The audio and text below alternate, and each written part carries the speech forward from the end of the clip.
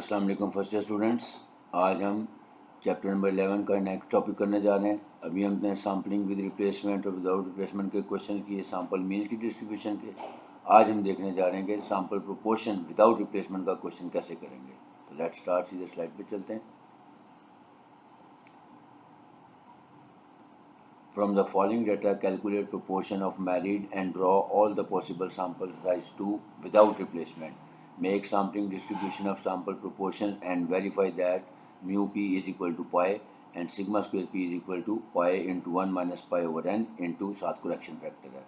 तो इसका प्रोसेस वही है जैसे हमने सैम्पलिंग डिस्ट्रीब्यूशन ऑफ मीन्स बनाई थी कि सबसे पहले हम देखेंगे यहाँ पे सैम्पल प्रोपोर्शन कैसे निकालेंगे। ये देखें, हमें 5 मेंबर दिए हैं 1 2 3 4 5 और उनका मैरिटल स्टेटस बताया हुआ है कि वो शादीशुदा हैं या सिंगल हैं।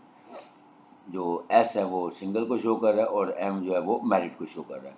यानी मेंबर 1 जो है वो मैरिड है, मेंबर 2 है वो सिंगल है, मेंबर 3 जो है वो भी मैरिड है। यानी इसका मतलब है टोटल 5 मेंबर्स हैं जिनमें से 2 मैरिड हैं और 3 सिंगल हैं। तो सबसे पहले हम इसका पॉपुलेशन प्रोपोर्शन निकालेंगे। उसका फार्मूला बहुत आसान होता है। फार्मूला ये है पॉपुलेशन प्रोपोर्शन ऑफ मैरिड, यानी देखेंगे कि कितने मैरिड हैं टोटल 1 और 2, यानी मेंबर 1 और मेंबर 3 जो हैं वो मैरिड हैं और टोटल नंबर ऑफ मेंबर्स हैं हमारे पास 5। तो इसका फार्मूला होता है pi is equal to x over n, यानी एक्स का मतलब है जिस चीज़ का हमने प्रोपोर्शन फाइंड करना है वो, और एन का मतलब है टोटल वैल्यूज़ या टोटल जो हमारे पास डाटा अवेलेबल है। तो क्योंकि 2 मैरिड हैं और टोटल 5 मेंबर्स हैं तो इसका मतलब है पॉपुलेशन प्रोपोर्शन आ जाएगा x over n 2 over 5 which is equal to 0.4।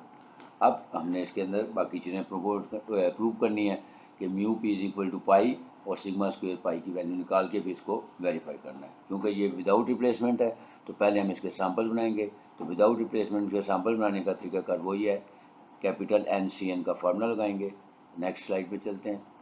ये देखें जी, नंबर ऑफ पहले सैम्पल्स निकाल लेंगे एन सी एन, क्योंकि विदाउट रिप्लेसमेंट था तो 5C2 कर दिया तो आंसर आ गया हमारे पास 10। यानी जो हमारे पास वैल्यूज़ दी हैं 1 2 3 4 5 या 5 मेंबर दिए हैं, इसके अब हम पहले सैम्पल्स बना लेंगे। वैसे ही 1 2 3 और 5 के जब, और आपको पता है विदाउट रिप्लेसमेंट में सैम्पल्स कैसे बनाएंगे कि 1 के साथ पहले 2, फिर 1 के साथ 3, फिर 1 के साथ 4 और फिर 1 के साथ 5, और इसमें बैकवर्ड नहीं आना। अब दूसरा बनेगा 2 3, फिर 2 4, फिर 2 5, फिर नेक्स्ट 3 4 और फिर 3 5 और फिर लास्ट 4 और 5। इस तरह से हमारे 10 सैम्पल्स बन गए। अब हम इसके सैम्पल प्रोपोर्शन निकालेंगे। जैसे सैम्पल मीन निकालते थे हम क्या करते हैं, दोनों को प्लस करके 2 पे डिवाइड कर देंगे। लेकिन यहाँ पे क्योंकि हमने सैम्पल प्रोपोर्शन निकालने हैं तो हम ये देखेंगे कि जो मेंबर 1 और मेंबर 2 है, मेंबर 1 मैरिड है और मेंबर 2 सिंगल है। इसका मतलब है टोटल मेंबर्स कितने हो गए 2, उनमें से मैरिड कितना है 1, तो 1 आउट ऑफ 2 का मतलब होगा 0.5। फिर मेंबर 1 और मेंबर 3 देखें, मेंबर 1 मैरिड है और मेंबर 3 भी मैरिड है, तो यानी 2 मैरिड हो गए तो 2 डिवाइडेड बाई 2 करेंगे तो 1 आंसर आ जाएगा।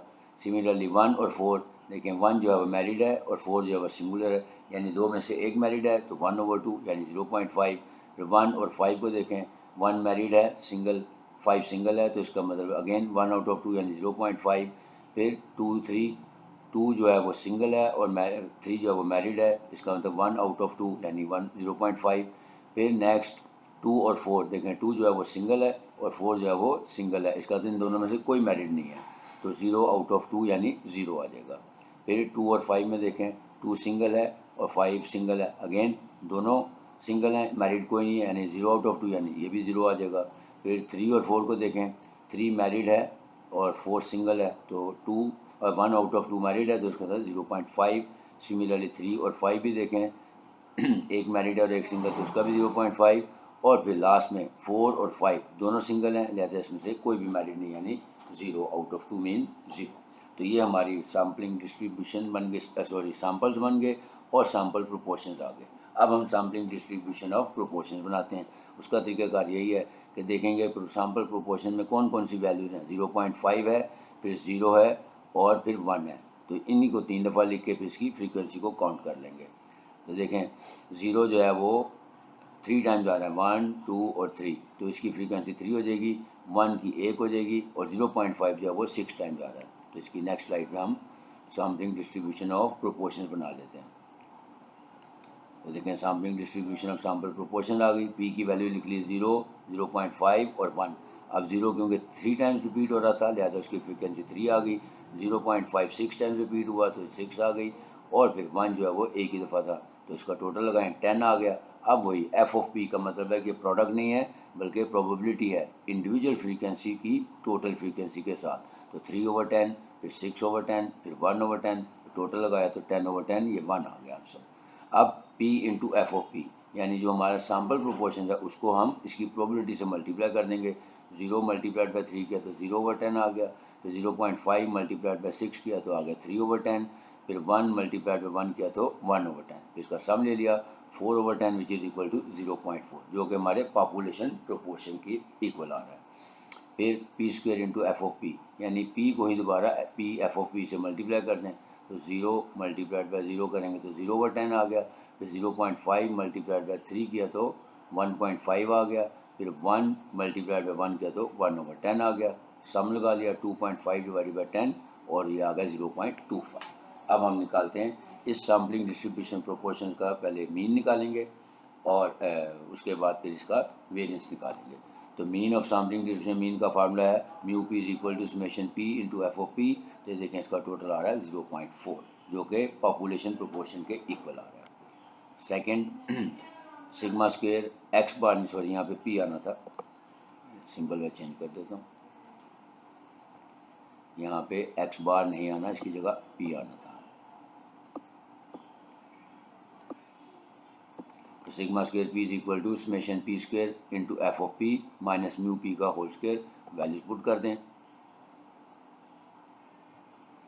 इसकी वैल्यू है हमारे पास 0.25 माइनस 0.4 का होल स्क्वेयर लेंगे तो ये आ जाएगा 0.16, तो 0.25 माइनस 0.4 का स्क्वायर करेंगे तो आंसर आ गया 0.09, यानी वेरिएंस आ गया sampling distribution of sample proportion का 0.09। अब लास्ट स्टेप वेरिफिकेशन का। वेरिफिकेशन में वही पहली तो हमारी mu p is equal to pi, यानी जो सैम्पलिंग डिस्ट्रीब्यूशन ऑफ प्रोपोर्शन है उसका मीन और जो पॉपुलेशन प्रोपोर्शन था वो दोनों इक्वल आ गए 0.4 के। अब दूसरी verification, sigma square p is equal to pi into 1 minus pi over n into correction factor आ गया capital n minus small n over capital n minus 1, values put कर दें। पाई की वैल्यू हमारे पास थी 0.4 इंटू 1 माइनस 0.4 करेंगे यानी 0.6 आ जाएगी, डिवाइडेड बाई सैम्पल साइज हमारा था 2 का, फिर correction factor n minus n यानी 5 माइनस 2 और 5 माइनस 1, इसको कैलकुलेटर सिंप्लीफाई किया तो आंसर आ गया 0.09, हैंस प्रूफ। यानी ये था हमारा जो sampling distribution of sample proportions और उसकी वेरिफिकेशन कैसे करते हैं। उम्मीद है आप लोगों को समझ आया होगा। अगर आपको वीडियो पसंद आई है तो काइंडली इसको लाइक भी कर दें और शेयर भी कर दें, और जो लोग फर्स्ट टाइम वीडियो देख रहे हैं उनसे रिक्वेस्ट करूंगा कि चैनल को सब्सक्राइब कर लें ताकि आइंदा आने वाली वीडियोस आप तक खुद ब खुद पहुँच जाएँ। इजाज़त चाहूँगा, अल्लाह हाफ़िज़।